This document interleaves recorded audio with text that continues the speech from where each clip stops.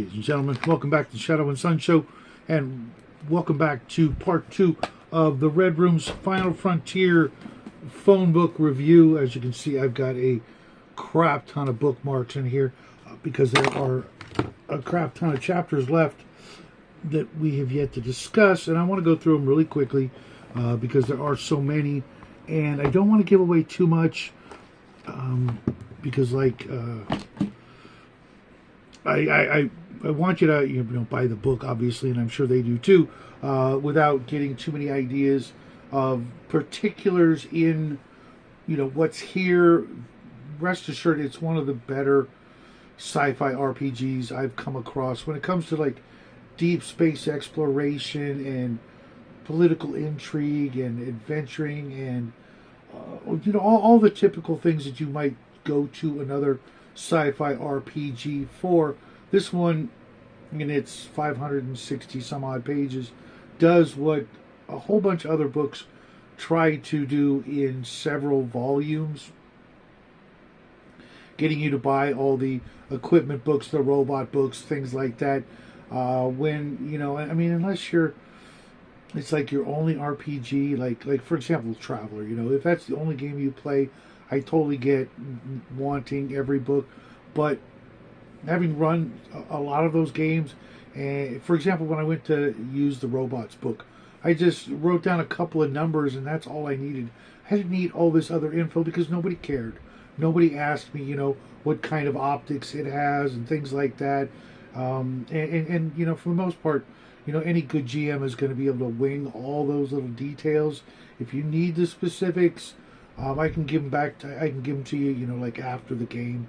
But looking that stuff up and trying to, have, super granular specific details in the middle of a game, probably takes away time from the time that other people could be enjoying the rest of the session. But when it comes to this game, all that stuff is easy, super small, what do they call them, stat blocks, things like that for any particular you might be interested in. And I believe we left off with the fading light of the Federation being the big, Star Trekian, universal, multiracial empire that, of course, in just about every game and or story, it's always coming to a screeching halt or maybe a slow decline, and this one's no different in that respect. But with help from the players, they can pull its ashes out of the fire and stretch it out another couple of millennium.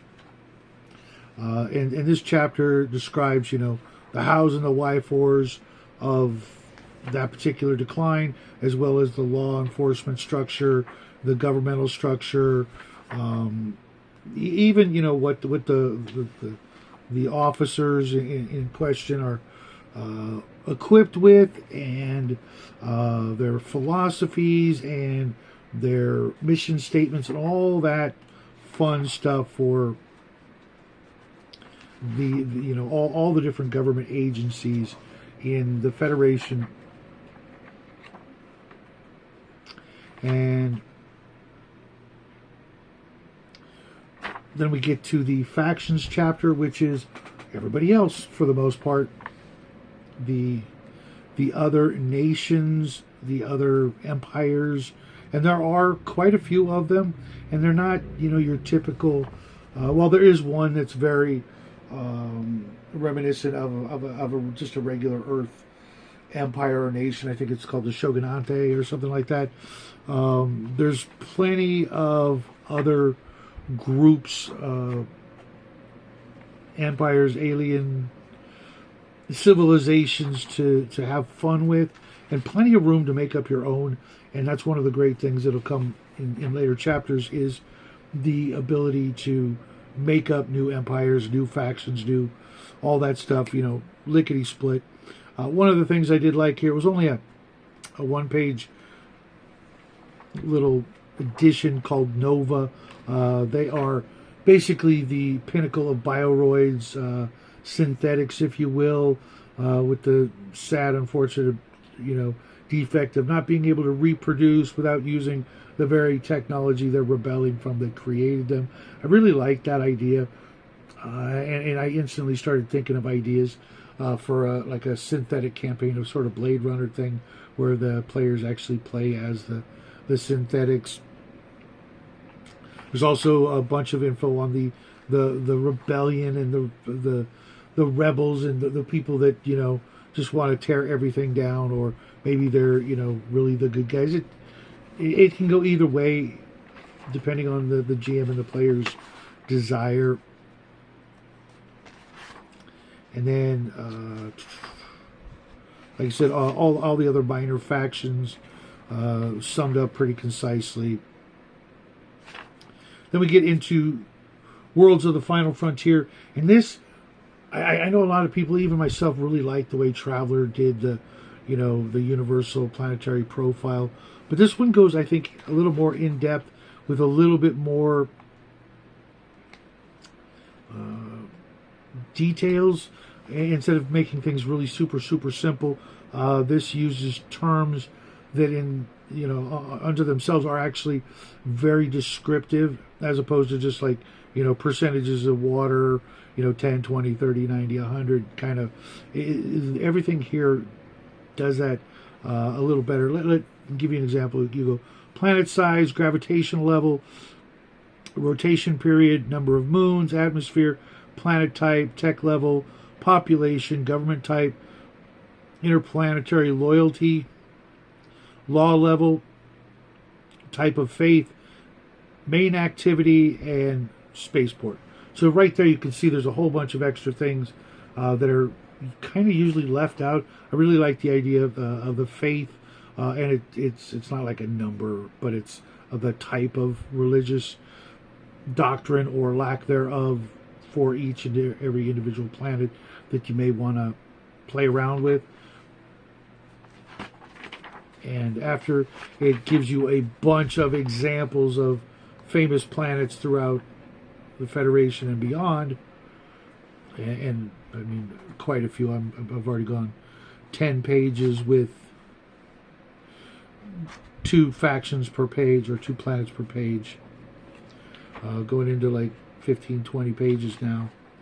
And those details that I'd mentioned are actually in the planet generator chapter. Like I said, planet size from small to enormous, gravity level, rotation period from ultra short to retrograde, atmosphere,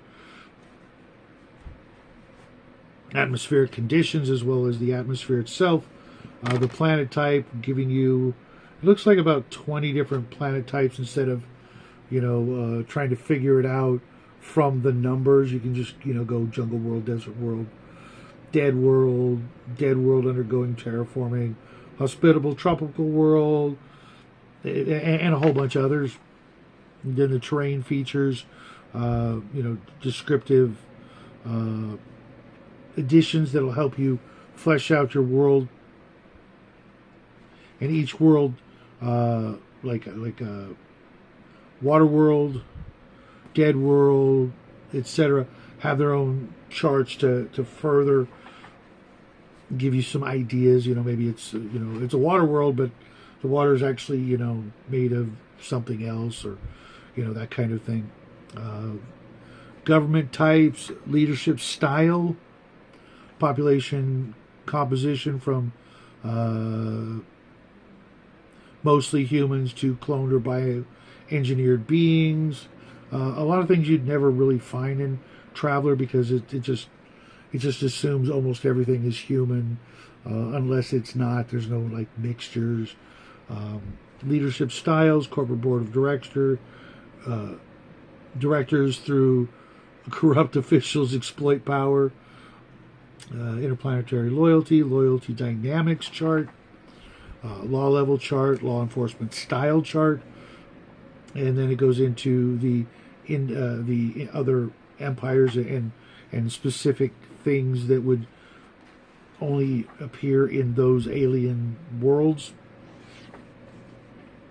And then we also get an orbital and colony generator chapter, all the things you'd need and want to, create an orbital station or a starport or something like that, with just as much detail as went into the planetary generation chapter. Everything from defenses, armaments, general condition, conditional impact, crew size, crew composition, population capacity, station facilities, facility conditions, station features, feature risks, benefits. Let's skip a page here. No. Station quirks, quirk effects, and then all the generation tables to get all that up and running. It's really quite in depth and a nice addition. I've seen games where that would be a whole little supplemental book, forcing you to shell out more money. Sure, it's all here in one book, and that does bring the price up a little more than you might pay for some of the supplemental books or some of the simpler games out there. But to be honest, lately, everything's running around the $50 mark, regardless of whether it's the core rule book or the supplements, from what I've seen, especially with print on demand lately. This one, 560 some odd pages, and you pretty much, if Miguel and Sylvia and their friends never write another book for this system, you really don't need it. But it was nice to see some little surprises toward the end that I'm going to get to. Then we have the spaceship generator with, again, all the complexity that you could want or need, and then the NPC generator. This was actually a pretty extensive chapter. I want to say, that's actually the one complaint I have about this printing. The page numbers, for whatever reason, are incredibly hard to read. 393. I don't know if it's the font or the size of the font. Both are small and strange.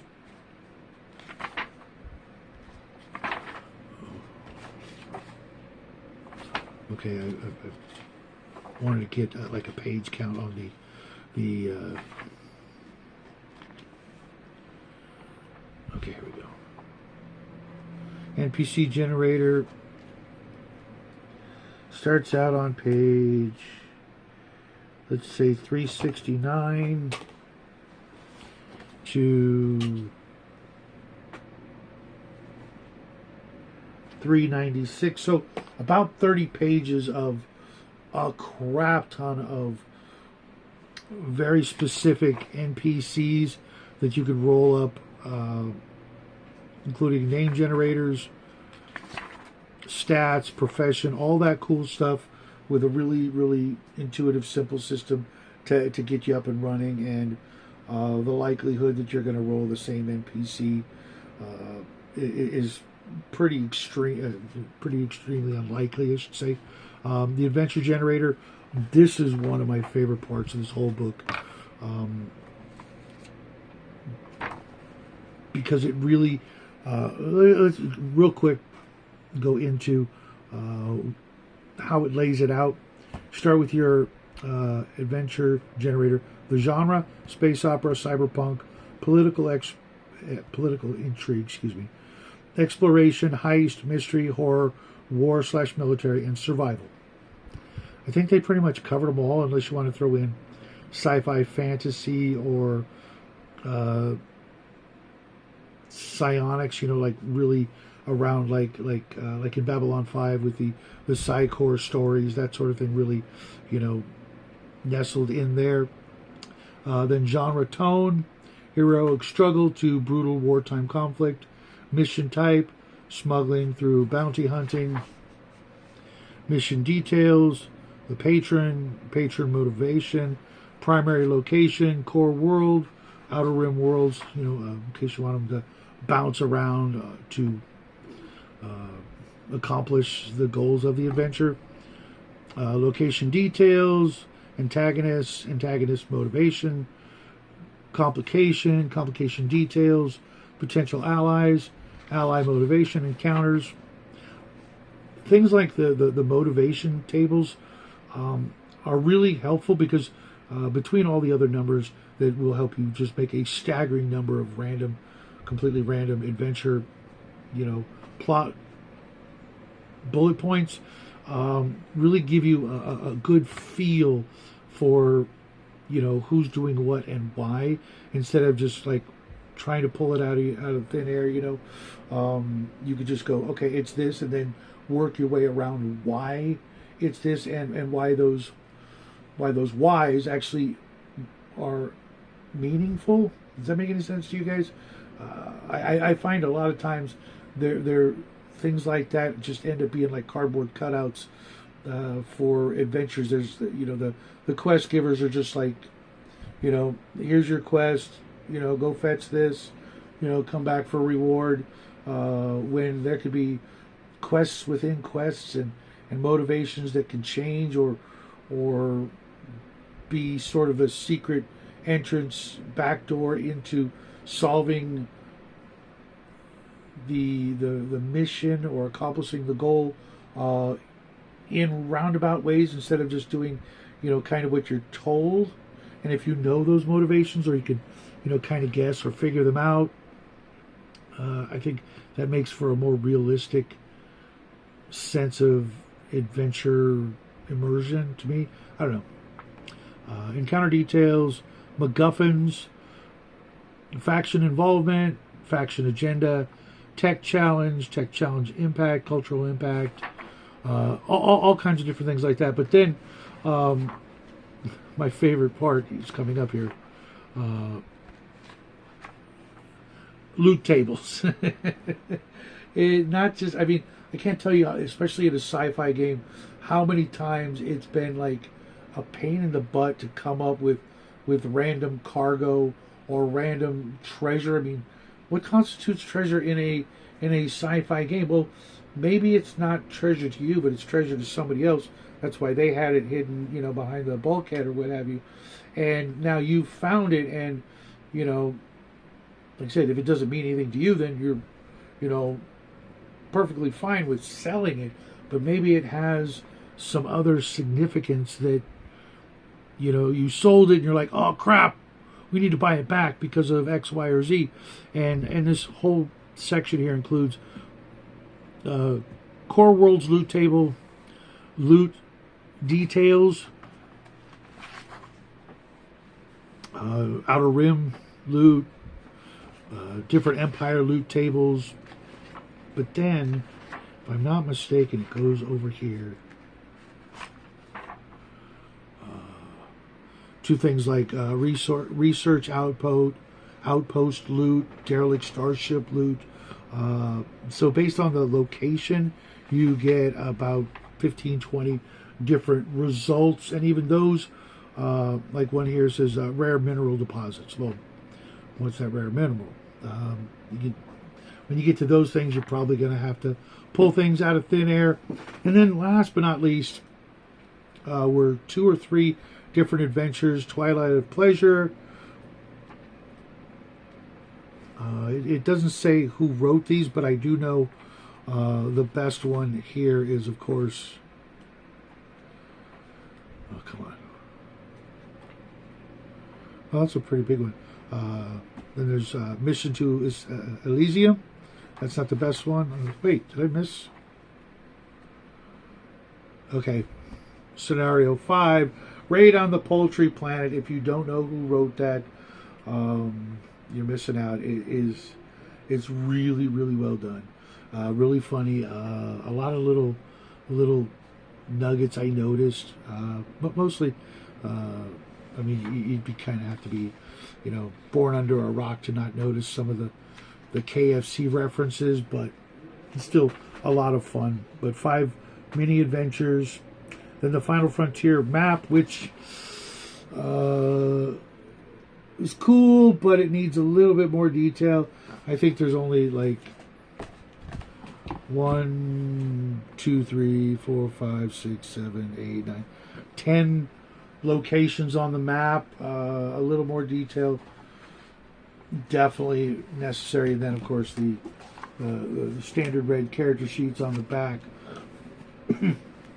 But that's it, man. I'm really Looking forward to running this game and retiring my Traveler books for a good long time, just because the